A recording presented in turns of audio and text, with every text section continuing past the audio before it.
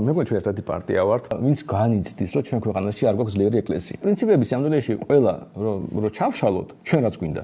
საბოლოოდ ქრისტიანული პრინციპებია. შეიძლება იგივე პრინციპები იყოს იაპონიაშიც, მაგალითად, ან რომელიღაც არაბულ ქვეყანაში, ანუ მაინდა-მაინც ასე კი არის, რომ ქრისტიანი უნდა იყოს, რომ კერძო საკუთრების პატივსაცემად, მაგრამ თვითონ ეს ღირებულებები ქრისტიანობიდან წამოვიდა. ამიტომ აი უბრალოდ კრიტიკულად აუცილებელია, რომ ჩვენ საზოგადოებაში იყოს მაგალითად ძლიერი ეკლესია, რომელიც ამ ღირებულებებს საზოგადოებაში გააჯერდა. აი მაგალითად თუ მღვდელმა მართლა აუხსნა ადამიანებს, რომ ქურდობა ცუდია, ძარცვა ცუდია. მე ხო ძალიან მარტივად აუხსნი, რომ გადასახადები დასაწევია, იმიტომ რომ გადასახადები ძარცვა ხალხთან. რა უნდა ამის ძარცვის განმარტება ხო იცით რა არის?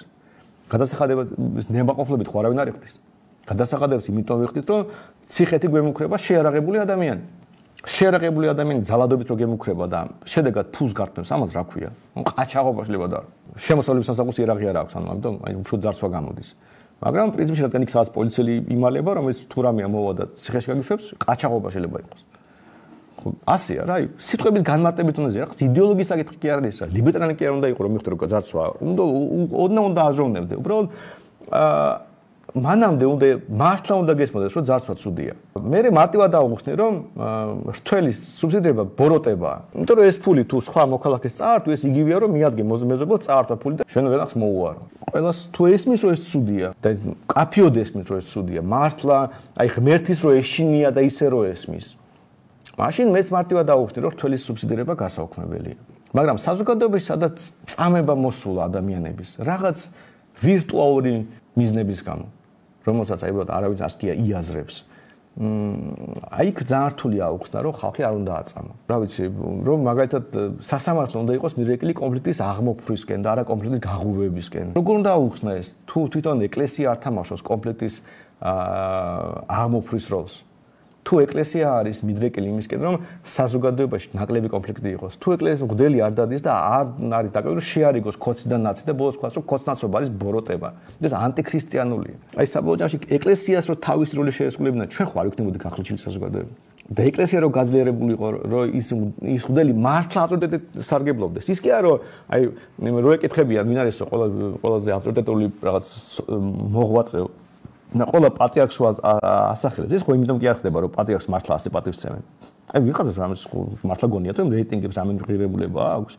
აბა კითხეთ ჩვენ მოსახლეობას, რამდენი გადაუხდით და საკუთარი ჯიბიდან პატრიარქს ფულს. აი რამდენ დახარჯავდა. და მე ნახეთ როგორ იქნება პატრიარქის რეიტინგი. ანუ ზოგადად ასწორი პასუხი არა, პატრიარქი უნდა დაასახელო, ვინ იტყვის ახლა პატრიარქსაც ცუდს და ვინმე თუ იტყვის უმრავლესობა მაინც ამას გალანძღავს და ამ შემდეგ და ვინ არის ყველაზე ესეთი სანდო ადამიანი პატრიარქი. სწორი პასუხია, სწორი პასუხი გაკვეთილზე რო ვაკეთებ, სკოლაში რო სწორი პასუხი ხაზდება, შეიძლება ასე რო არ ფიქრობ, ასე არის ჩვენი საზოგადოება. თორე როგორ შეიძლება ჩვენი საზოგადოება ქრისტიანულ ღირებულებებს მართლა პატივსცემდებს, ეკლესია ძლიერი იყოს და სერიოზული ავტორიტეტი ქონდეს საზოგადოებაში და ის საზოგადოება ვიყოთ, რომელიც ვართ. უბრალოდ რა გვეტყობა ქრისტიანების? ერთმანეთის ჭამაზე ვართ გადასული. საწერია, რომ შენი მეზობელი უნდა, რა ვიცი, გაძარცვო, შენ მეზობელზე უნდა იძალადო და შენ მეზობელს რამე რო დაემართებოდო და გიხაროდეს. ეს საწერია, რომელ წმინდა წერილში წერია ეს სადა მოიკითხეთ.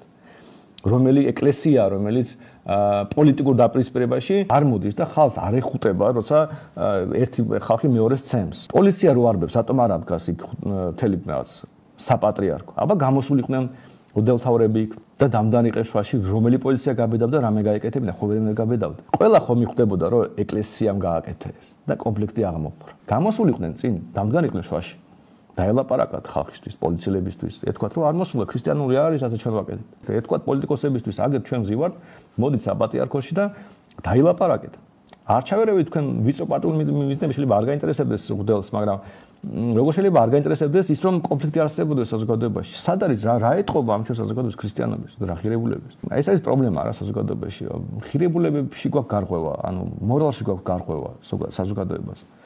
და ის ინსტიტუცია, რომელიც ამაზე უნდა ზრუნავდეს, ეკლესია ძალიან სუსტია. აი ბიზნამ დედაუტირა ქართულ ეკლესიას სამდროში რომ მიხვდა. თავარი დანაშაული რაც დარჩება ისტორიას თუ რამე დარჩა საერთოდ ქართული ოსნების მმართველობის პერიოდი არის ისე რომ ეკლესია გაანადგურა, იმიტომ რომ ამას გრძელვადიანი შედეგი მოყვება. ბიუჯეტზე რო შესვა და ეკლესია აუშენა, ეს კი აფშოში არის სიძლიერეს.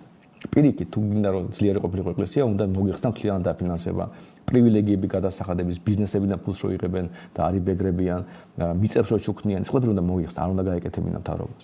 ეკლესიას ეკლესიის შემოსავალი მრევლის შემოწირულობა უნდა ყოფილიყო, მრევლზე უნდა ემუშავა.